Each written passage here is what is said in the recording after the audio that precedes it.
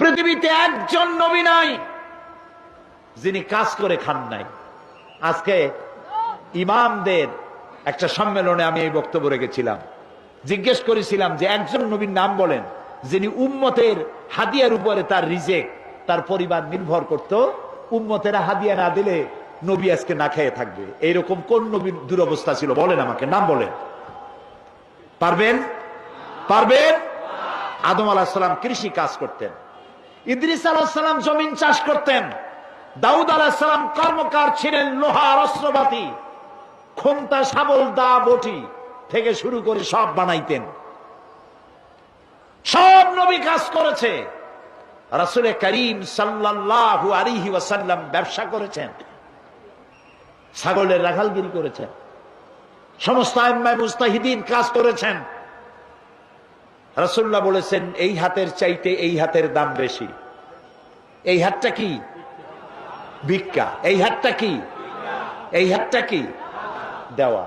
রাসূল বলেছেন এইটার দাম বেশি। সুবহানাল্লাহ কর। তো এইটা আপনি দিবেন কি করে যদি আপনি রোজগার না করেন? আর আল্লাহ তাআলা বলেছেন আমি রুজিতে বরকত দিয়ে দেব। তিজারত করো, ব্যবসা করো, রুজিতে বরকত দেব। সুবহানাল্লাহ কর। কাজ করিয়া খাও। কাজের জন্য জমিন ছেড়ে দেওয়া হয়েছে, তবে কাজ করতে গিয়ে উযকুরুল্লাহ যিকরান কাসীরা, বেশি বেশি আমার জিকির করিও। যখন কাজ করতে যাবা কি করবা? জিকির করবা। সেই জিকিরটা কি? আপনি অফিসে কাজ করতেছেন আল্লাহু আল্লাহু, জমিনে চাষ করতেছেন আল্লাহু আল্লাহু না। এই জিকির মানে হলো স্মরণ। তুমি নামাজ পড়িয়া অফিসে গেছো, আমি যদি এই জিকির মানে স্মরণ, আমি আল্লাহ যেন তোমার মাথায় থাকি, তোমার ব্রেনে থাকি, তোমার মনে থাকি।